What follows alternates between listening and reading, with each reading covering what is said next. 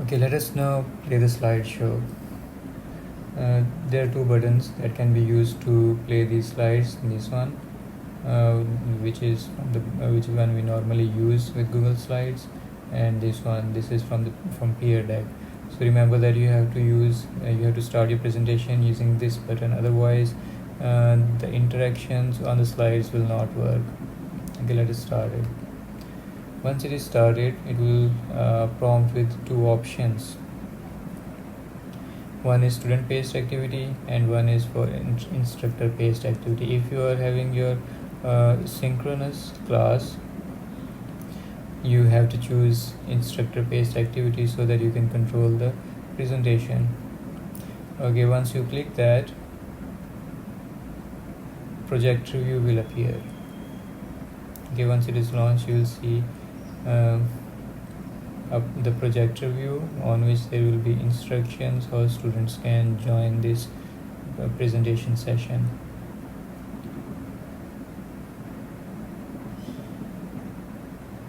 Okay, here it is. Students will have to go to joinpd.com either using their mobile phone or on the laptop, wherever it is convenient for them. So I will try to join myself as a student for this session. Okay, I will write joinpd.com, press enter. Okay, it is asking me the code. This is the code MGSUL, and enter.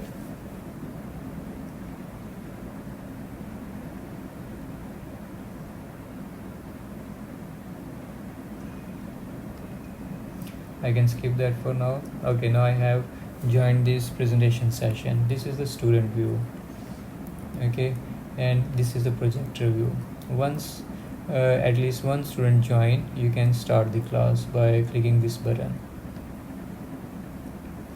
Okay, this is the projector view, and this is a tab that you want to share on the online meeting app. Maybe you're using Google Meet or WebEx or Zoom or any other app that you have chosen to use for your interaction. You will share this screen on that app, and this is the screen where students have joined. This is the student view. You will not be able to see this. Okay, now I can change the slide. Let's move to the next one. This is the one on which I'm asking my students how they are feeling, what is their mood. Let's see how it appears on students view. Okay, it appears like this, that one dot will appear that we want them to draw, drag and place on top of a smiley face like this. So I'm feeling happy, I will drag it to a happy smiley face.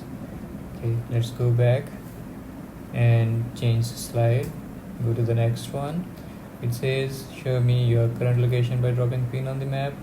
Okay, what student will do, they will drag the pin and drop on the state where they are right now. For example, this Johor.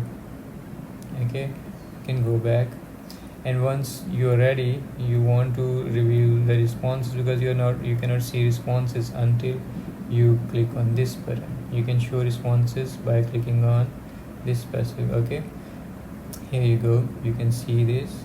The one student has dropped pin here.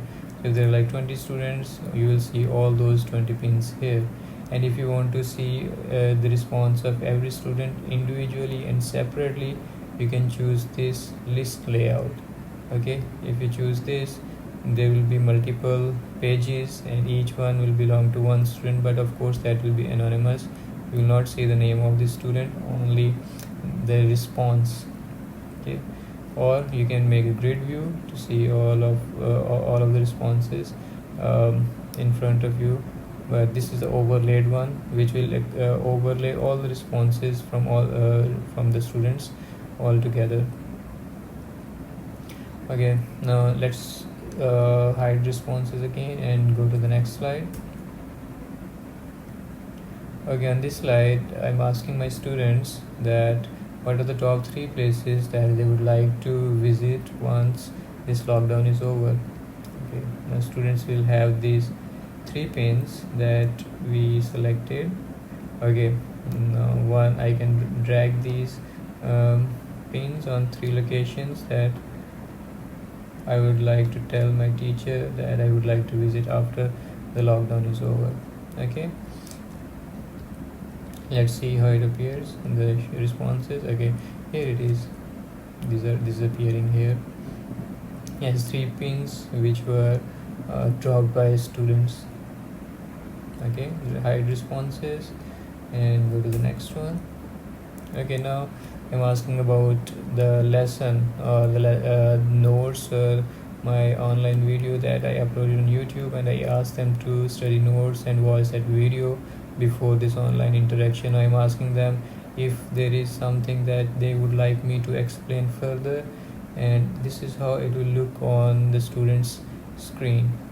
They can answer on this in this text box. So I get the student can give multiple responses as well, but like first I will say that no teacher,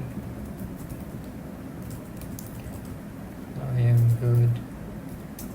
Okay, so then I decide to change my response, not change but actually give another one. Can you please explain the topic A again?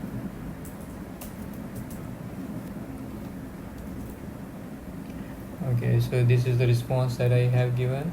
Now I can go back to the projector view, and I want to see that what students have responded. I will click on show responses, and these are the 2 responses which were given by, of course, one student. Okay, if I do it like this, I will have the grid view in which each of the response will appear in grid. Let's move to the next one. Okay, here is my question. Okay, I think this slide does not have any interaction because there is no bar at the bottom. This one has. Okay, this is a multiple choice question that I have asked my student. Let's see how it appears on the student side. Okay, student is seeing these 3 options and he can select one of these. Let's say this one. Okay, let's go back, and if you want to see responses, let's do this. So there was one response from one student, and he chose option number 3. When you show these responses, this will be on the projector view and everyone can see. That's why it is anonymous and no one will know that which student has responded what. Okay, now let's move to the next one. Okay, what this image shows, and the response is text. Students will see a text box, okay, and the slide where the question is asked. They can look at the question and reply in the text box. This is a black hole. Okay, now I go back, I see response. Okay, this is the response from the student. Okay, hide again, and let's go to next slide. Okay, draw a cute smiley on the cat. Okay, there are 2 images, one is sheep and other is cat. So is one way of identifying something that you are asking your students. So students will see this whole range of colors they can choose from, and the line, text, or eraser, this highlighter or this pen tool, they can use any of these tools to respond to your question. So I select this yellow one and I draw a roughly cute smiley with my, yeah, it looks fine, I think. Okay, now I go back to my projector view and see how students have responded. Okay, there you go. Okay, I can see one smiley face here. Okay, that's good. Hide responses and go to the next one. Okay, this is the website one. Let's take a look at this website. Of course, on the projector view there will be no website, but when you go see on the student side, there will be website appearing on one side of the screen.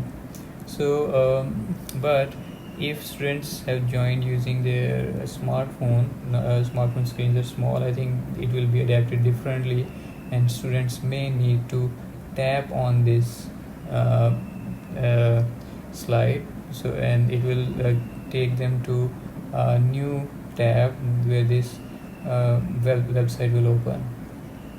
Okay, but if they're using it on desktop or laptop, it will open side by side with the presentation. Okay, let's move to the next one. Okay, that's the end of the lesson, and I have asked my students how well did they like this lesson. So what students can do is they can drag this dot onto the thumbs up or on thumbs down or in between somewhere. If okay, but I would like to think that they will give thumbs up. Okay, that's that's the end of the lesson. Now once your lesson has ended and you are ready to close your presentation, you can end your you can end your presentation by clicking on end. Once you click on this, you will be prompted with this screen. Here you can save this session by giving it a name, like for example online peer deck tutorial. Okay, and save and end this session. Now this if you check this button, publish student takeaways. Now what this what this option does is that it create takeaways for each student individually, in which there will be notes from this slide, means there will be a slideshow together with their responses to each question. Okay, and if you want to share it with students, you can share it with them. So you have to click on save and end session. Okay, once it is done, it is finding link to takeaways. It will create a link. You can share this link with students on Google Classroom if you want. Otherwise you can just keep this as record for yourself, and it will not be anonymous. It will be saved one file for each student. So that file will contain all the responses from that student and this on each slide that they have given. Okay, now I can either share it on Google Classroom or I can return to Google Slides. Okay, this is the end of this tutorial. Thank you very much for watching, and I hope your next interaction with students will be more fun and engaging.